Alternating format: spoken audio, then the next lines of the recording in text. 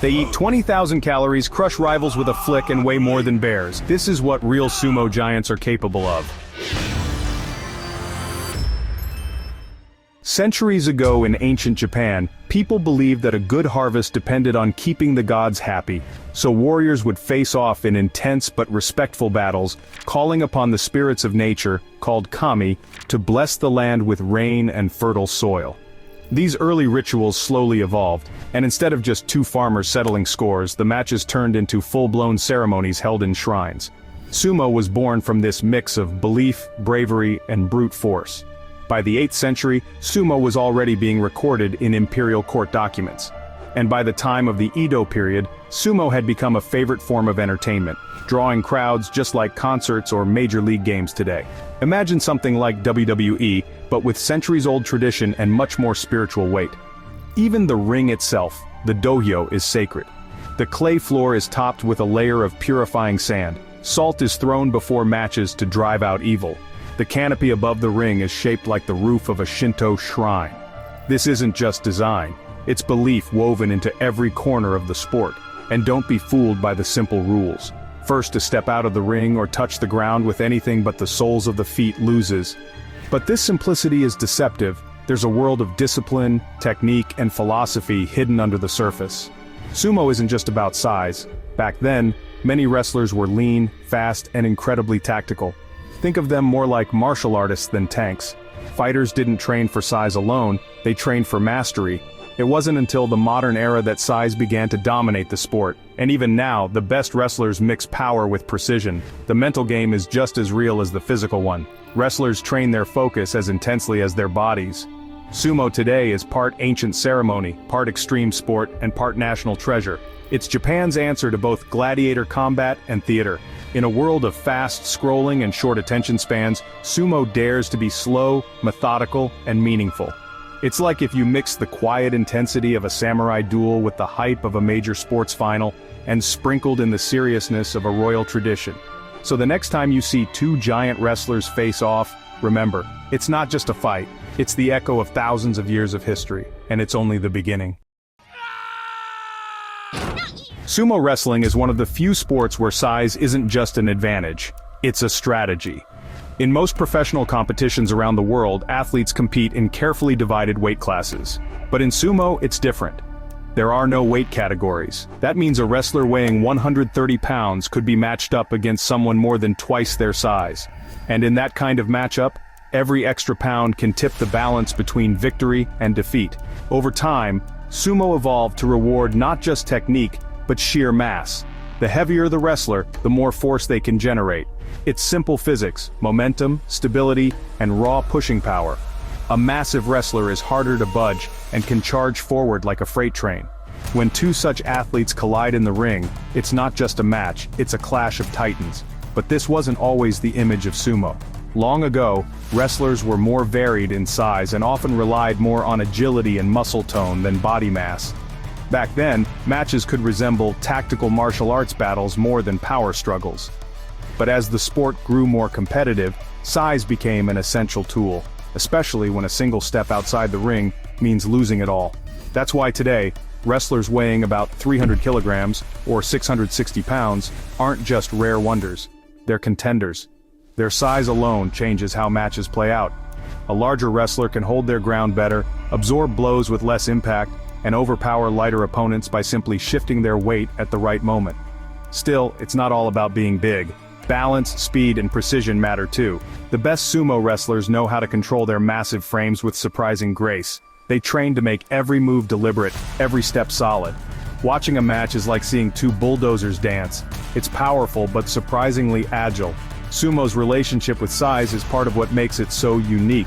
In a world of carefully measured sports, sumo dares to throw everyone into the same ring, regardless of weight. And in doing so, it creates some of the most dramatic, unpredictable, and awe-inspiring showdowns you'll ever see. When people first see the size of a professional sumo wrestler, the reaction is almost always the same. How is that even possible? We're talking about athletes who often weigh over 400, even 600 pounds, yet can still move with surprising speed and control. So how do they reach those sizes? The answer begins at the table and ends under a blanket. Sumo wrestlers follow a routine built around one key goal: weight gain. And at the heart of that plan is a dish known as chanko nabe. It's not just a meal, it's a tradition. This massive hot pot style stew is the cornerstone of a sumo diet. Packed with protein-rich ingredients like chicken, fish, tofu, and a mountain of vegetables, it's designed to deliver serious calories in one go. Often it's served with bowls of white rice and beer, adding even more to the already staggering total. It's not unusual for a single wrestler to consume enough food for several people in one sitting, but it's not just what they eat, it's how they eat. Timing is everything. Wrestlers don't eat small meals throughout the day like most athletes. They eat twice, and those meals are enormous. The first comes after a long period of fasting, making the body more likely to store energy. And the second, well, that comes after a long nap. Here's where things get really unusual. After finishing their first huge meal of the day, sumo wrestlers go straight to bed. This might sound lazy, but it's actually a key part of the process. Resting immediately after eating helps the body absorb and retain calories, which is essential when the goal is to gain size and hold on to it. The naps aren't just casual afternoon dozing. Some wrestlers sleep for hours after each meal. Their rooms are quiet, dark, and undisturbed, perfect conditions for storing energy and building mass. Some even use specialized sleeping gear to help them rest more deeply and breathe more easily. Over time, this cycle of feasting and resting transforms their bodies into something unlike any other athlete in the world. Even the way they sit and position themselves after eating is intentional. There's a method to every part of their day. Comfort is important, but strategy comes first. The body needs time to digest, store, and grow, and that time is taken seriously. Of course, not everyone responds the same way to this lifestyle. Some wrestlers gain weight faster, some slower, but the blueprint stays the same: a massive, calculated diet, followed by deep recovery. The focus is on creating size, power, and presence. To outsiders, the sumo diet might sound extreme: 2 monster meals followed by long naps, day in and day out. But for those in the world of sumo, it's the path to greatness. It's discipline, not indulgence. And it's one of the most fascinating and oddly effective methods of physical transformation anywhere in the world. So the next time you see a sumo wrestler step into the ring like a walking mountain, remember, that size wasn't just built on strength, it was built at the dinner table, and solidified under a well-earned nap. From the outside, sumo might look slow-paced, almost ceremonial. But behind the calm rituals and respectful bows lies one of the most intense and disciplined athletic environments on Earth. Welcome to the sumo stable, or heya, where young wrestlers live, train, and grow into giants of the ring. And life inside a heya is no walk in the park. Imagine a place where every moment of your day is scheduled, every move is watched, and your rank decides everything, from where you sleep to when you're allowed to eat. That's what life is like for a sumo wrestler in training. These stables are not just gyms, they're full-time homes ruled by hierarchy, structure, and years of deeply rooted tradition. New recruits, often just teenagers, enter the heya at the very bottom. And in sumo, rank means everything. The lowest ranked wrestlers wake up first, usually before sunrise, while the higher ranked rikishi rest. The young ones clean the stable, prepare the meals, and do laundry, not just their own, but for the entire group. It's not punishment, it's part of the culture, designed to teach humility and dedication. Then comes training, and this isn't your average workout. While we'll go deeper into the physical side in another part of the script, it's worth noting here, training is relentless. Hours on the clay ring, under the watchful eyes of elders and coaches, where every slip-up is corrected again and again. There's no complaining, no skipping reps, and no room for shortcuts. The dojo atmosphere can feel like a blend between a monastery and a boot camp. But it's not just about physical growth. Every part of a sumo wrestler's life is shaped by discipline. Even their appearance is carefully controlled. Hair must be grown long and styled into the traditional top knot, or chanmaj. Clothes are strictly regulated too. Lower ranks wear thin cotton robes and wooden sandals, no matter the weather, while the top wrestlers get luxurious silk attire and indoor privileges. You earn comfort, nothing is given freely. What's especially unique is that most wrestlers can't live outside the stable. They eat there, sleep there, train there, and socialize there. It's a closed world. Access to phones, TV, and even casual walks outside depends on your status. Imagine not being able to order takeout or go to a cafe unless you've won enough matches. The structure is rigid, but the goal is clear: build mental strength and total focus. Despite how tough it sounds, the heya becomes a kind of second family. Older wrestlers pass down techniques, stories, and survival strategies. There's pride in rising through the ranks, not just for personal glory, but to gain a better life inside the stable. And while the rules are strict, many wrestlers look back on these early years as the foundation of their strength and character. If you've ever watched a match and wondered why a wrestler looks so calm before the clash, it's because he's been through something tougher every day. The stables are where champions are forged, and not just in body but in spirit. In sumo, the match might be over in just a few seconds, but don't blink, or you'll miss a masterpiece of technique. Beneath the thunderous charge and the sheer size of the wrestlers is a world of skill that's rarely understood by casual viewers. First, there's Yorikiri, one of the most classic and most common winning moves. It means force out. Sounds simple, but it's anything but. This is when one wrestler grabs the other by the belt, locks in his grip, and walks him straight out of the ring like a bouncer, showing someone the exit. It takes insane lower body strength, perfect balance, and just the right angle. If you've ever tried to move a fridge that didn't want to move, imagine doing it while it's pushing back with 400 pounds of fury. Then there's Oshidashi, or push out. No belt grip here, just pure arm power and leg drive. This is a straight-up battle of momentum. A successful Oshidashi often looks like an unstoppable wave crashing over a wall. It's fast, violent, and incredibly hard to counter if your feet aren't planted perfectly. But the real beauty of sumo comes in the throws, and one of the most elegant is Uwatnage, the overarm throw. Picture this. A wrestler reaches over his opponent's shoulder, grips the outer side of the belt, and with a twist of the hips and a drop of the weight, hurls his rival to the ground. It's dramatic, clean, and requires flawless timing. Get it wrong, and you end up flat on your back. Get it right, and the crowd goes wild.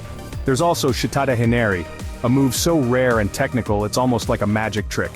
The wrestler grabs the inner part of the opponent's belt and adds a twisting motion, sending his rival into a spin before toppling him to the ground.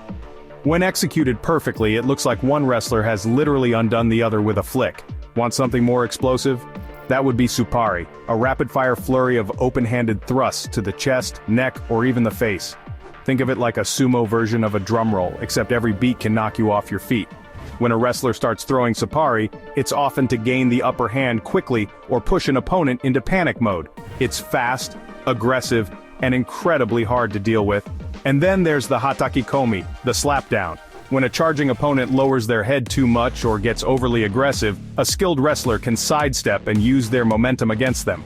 One quick slap to the back or shoulders and the bigger man goes flying to the ground like a tipped-over statue. It's risky but devastating when timed right. What makes these techniques even more impressive is the fact that they're being used by athletes who weigh a lot.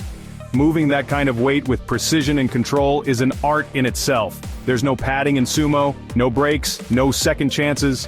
Every move counts. Every grip, every foot placement, every feint is intentional. Sumo techniques have been passed down for generations, and mastering them is like learning an ancient language. Some wrestlers spend years refining just a handful of moves until they can execute them perfectly in the chaos of a live match. So next time you watch a bout and it's over in 5 seconds, don't think that's it. Think about the perfect timing, the centuries-old technique, and the lightning-fast decision that made it happen. Sumo has always been a sport where size is a weapon, but some wrestlers took that to another level entirely. Over the years, a few giants have entered the ring whose sheer weight made headlines around the world. These were the true titans of sumo, men whose bodies pushed the limits of what seemed physically possible, and whose careers became the stuff of legend. But as awe-inspiring as their size was, their stories don't all end in the way you might expect. Let's start with the heaviest sumo wrestler of all time, Ōrora Satoshi. But before he wore his Japanese fighting name, he was Anatoly Mikhailovich, born in Russia's Buryatia region. At his peak, he weighed just under 645 pounds. That's more than a grand piano, or a vending machine full of them.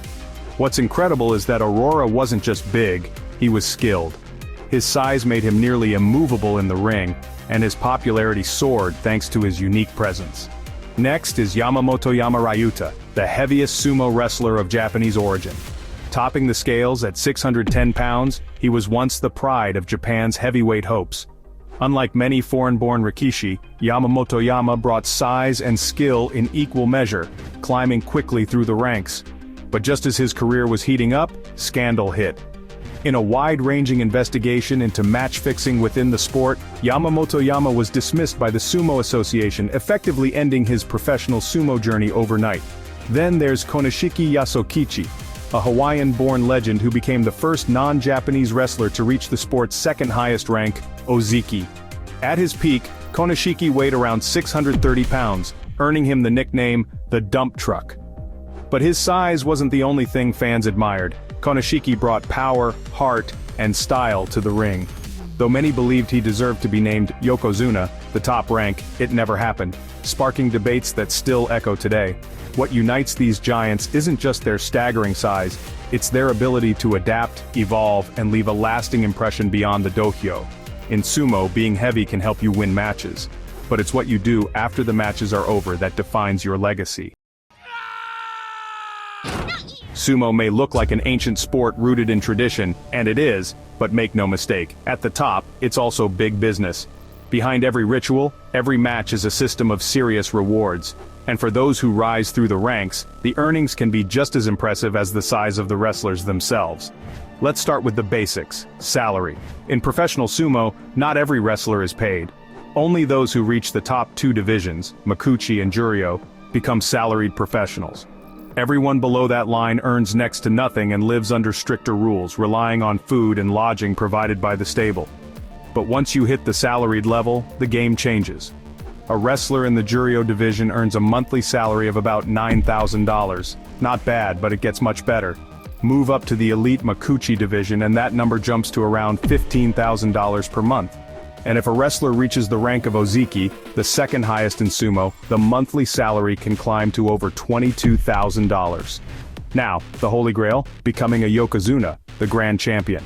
That comes with a base salary of nearly $30,000 a month, plus extras. But here's where it gets really interesting. Prize money and bonuses. At the end of each major tournament, the winners take home more than just trophies. The Emperor's Cup champion, for example, earns an immediate cash bonus of about $100,000, with many thousands more in envelopes stuffed with money from sponsors. During bouts, you'll often see white banners circling the ring. Each one represents a company that's placed a cash offer on the match. If a wrestler wins that bout, he collects the money. Wrestlers also accumulate merit-based bonuses known as Kensho-kin. These are added to their base salary and are awarded for accomplishments like beating higher-ranked opponents or maintaining long winning streaks. The longer and more successful the career, the bigger these bonuses become. And we haven't even mentioned sponsorships. Top wrestlers become household names in Japan. They appear in commercials, brand campaigns, and even pop up in TV shows and music videos. Companies love the association with tradition, strength, and discipline. Some Yokozuna-level wrestlers receive tens of thousands of dollars in sponsorship deals alone, especially during tournaments when national attention is high. Of course, the higher you rise, the more you're expected to carry the sport's image. Top-ranked wrestlers have intense public schedules. They attend ceremonies, meet fans, and represent the face of sumo, not just in Japan but globally.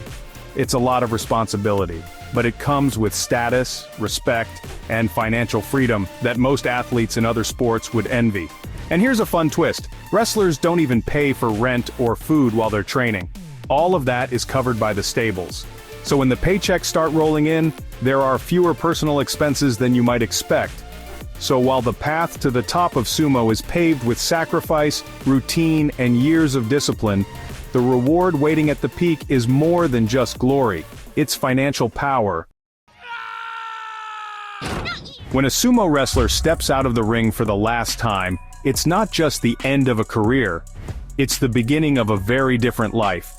In the world of sumo, retirement usually happens earlier than in many other sports. Most rikishi retire in their 30s, some even earlier. Their bodies, after years of extreme weight gain, intense training, and physical impact, often begin to feel the toll. And unlike in other sports where athletes may retire gradually, sumo is all or nothing. Once a wrestler leaves, he's no longer part of the official rankings, the ring becomes off limits. But high-ranking wrestlers who retire can apply for a coaching license and stay involved as stable masters, mentors, or referees. These roles are limited and come with strict requirements, but for those who qualify, it means continuing to shape the next generation. Former champions are treated with deep respect and often become public figures in the sumo world. Others turn to entirely new careers. Some retired wrestlers open restaurants, often specializing in chanko nabe, the very stew that helped build their iconic bodies. There are also those who enter the entertainment industry. In Japan and beyond, former Rikishi have appeared in movies, game shows, music videos, and even global streaming series. Their size, charisma, and unique background make them standout personalities. But not every story is a glowing success. For some retired wrestlers, adjusting to normal life isn't easy. After spending years in a system where everything, from meals to clothing, was regulated, sudden freedom can feel overwhelming. The tight-knit community is gone. The schedule disappears. For many, the hardest part isn't leaving the sport, it's finding purpose afterward. Physically, the transition can also be tough. After retirement, many wrestlers try to lose weight and improve their health. Some succeed dramatically, shedding over 100 pounds and sharing their transformations publicly. Others face complications from years of carrying extreme weight. But those who manage to reshape their lifestyles often become role models again, this time in a whole new way. The Japanese public still holds retired sumo wrestlers in high regard. Fans continue to follow their journeys, cheer their progress, and celebrate their successes, even off the dohyo. In a way, retirement doesn't end the relationship between Rikishi and the audience, it just changes it. Many wrestlers even make appearances at schools and events, teaching the values of focus, respect, and resilience. And perhaps that's what makes life after sumo so powerful, the transformation. A man who once stood as a giant in the ring becomes something more, an entrepreneur, a mentor, a celebrity, or a survivor of one of the world's most intense sports. These giants may step out of the clay circle, but they don't fade, they evolve. So when you think of sumo, don't just picture the powerful clashes or the ancient rituals. Think of the lives built long after the final match. Think of the discipline that carries over into business, media, health, and personal growth.